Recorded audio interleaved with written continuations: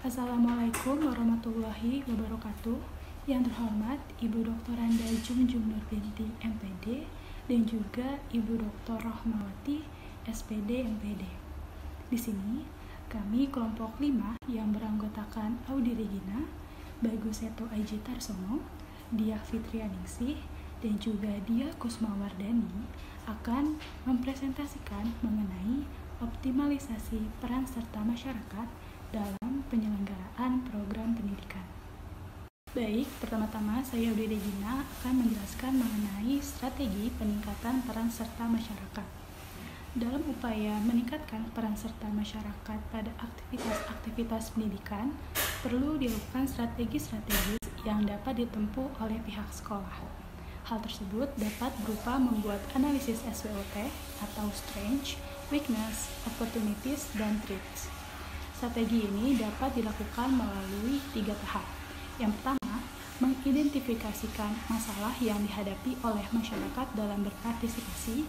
Yang kedua, memberikan perlakuan dan tindakan yang akan dilakukan untuk menarik minat masyarakat. Dan yang ketiga, melakukan penguatan dengan membuat berbagai kegiatan yang dimasukkan menjadi kegiatan sekolah.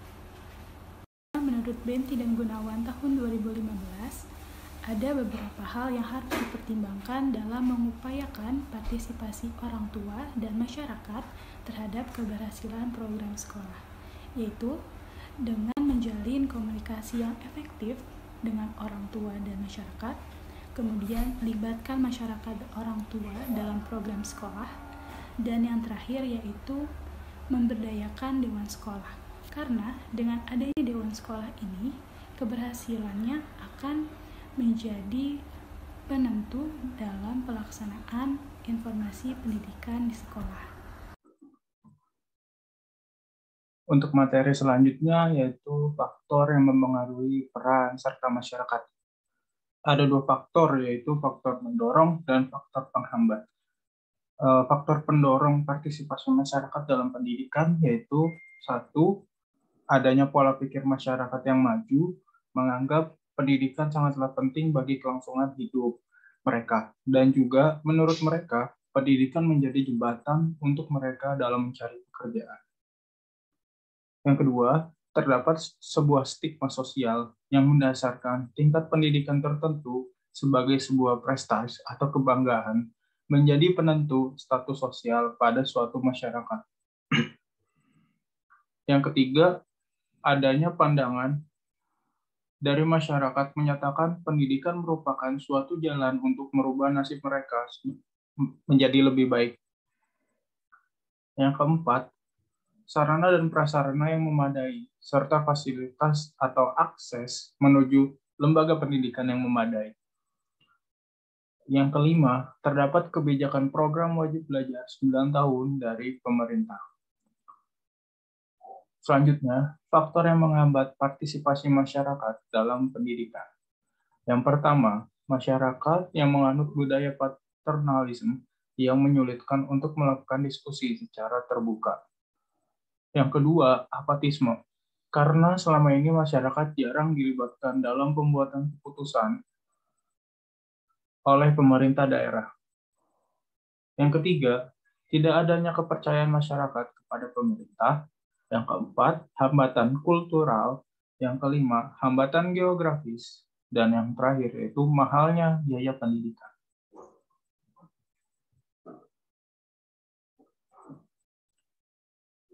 Selanjutnya, menurut Davis yang dikutip dalam Suryo Subroto tahun 2001, partisipasi masyarakat dapat berhasil apabila dipengaruhi oleh beberapa faktor prasyarat. Yang pertama, must be participation before action and required, atau adanya waktu yang tersedia dalam mengadakan partisipasi. Yang kedua, the financial cost of participation should not exceed value, atau memperhatikan segi-segi penghematan dalam pembiayaan partisipasi. Yang ketiga, the subject of participation must be relevant to the participants' organization, atau subjek partisipasi harus relevan dengan orang yang berpartisipasi dalam organisasi. Yang keempat, the participants should have the ability such as intelligent to participate, atau memiliki kemampuan yang kompeten bagi partisipasi agar efektif dalam kegiatan partisipasinya. Yang kelima, the participants must be able mutually to communicate, atau adanya hubungan timbal balik dari partisipan. Dan yang terakhir, neither party should feel that his position is attained by participation, atau tidak adanya rasa terancam bagi satu kelompok karena adanya partisipasi.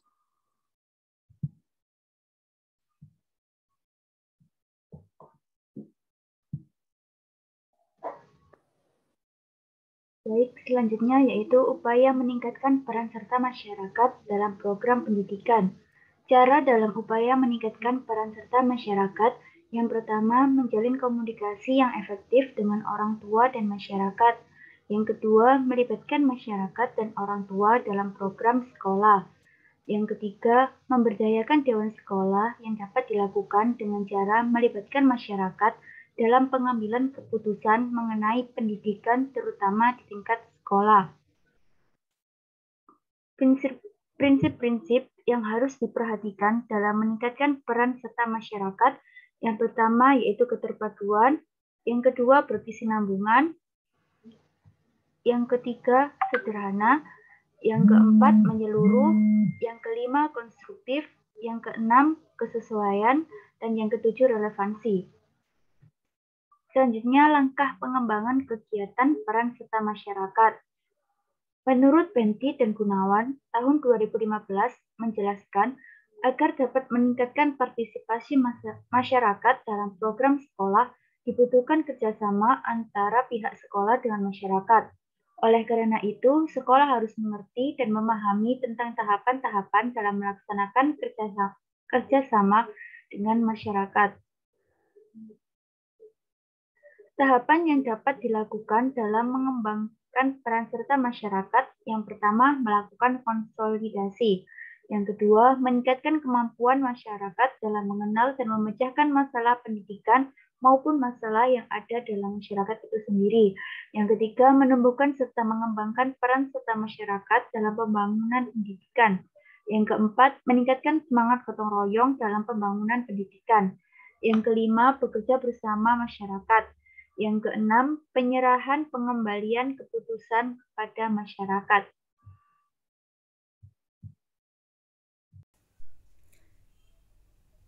Selanjutnya, saya Diago Sumawardani, presensi 34 akan menjelaskan tentang langkah-langkah yang bisa dilakukan untuk menunjang partisipasi masyarakat.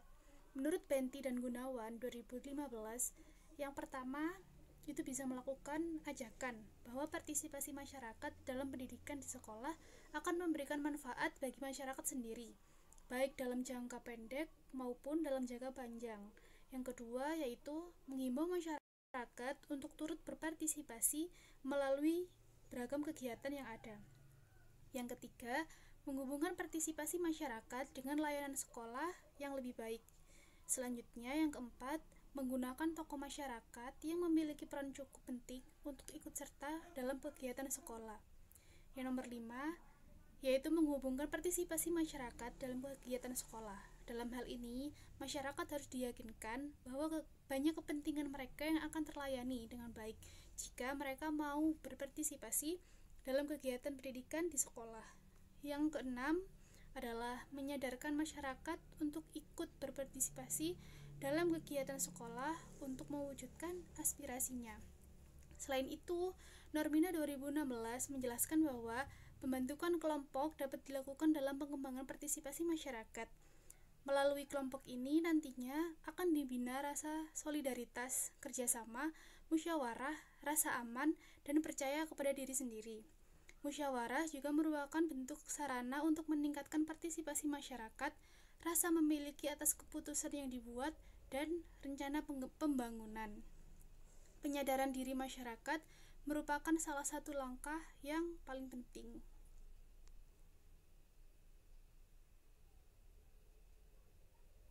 Selanjutnya adalah bentuk pola dan tahapan kerja lembaga pendidikan dalam mendorong partisipasi masyarakat. Hubungan pihak sekolah dengan masyarakat harus dikelola dengan baik dan efektif, dengan mengikutsertakan peran serta masyarakat secara optimal untuk menunjang kualitas mutu pendidikan yang ada di Indonesia. Hubungan antara lingkungan sekolah dan masyarakat yang bernilai positif akan memudahkan tercapainya produktivitas pendidikan secara efektif dan efisien, sehingga nantinya akan menghasilkan kualitas mutu pendidikan yang baik. Dalam mengelola hubungan sekolah dengan masyarakat, tentunya dibutuhkan proses perencanaan, pelaksanaan, dan evaluasi dari pihak sekolah dalam merancang program-program aktivitas sekolah. Sekian presentasi dari kelompok kami. Mohon maaf apabila ada kesalahan kata dan informasi yang disampaikan. Kami tutup. Sekian. Wassalamualaikum warahmatullahi wabarakatuh.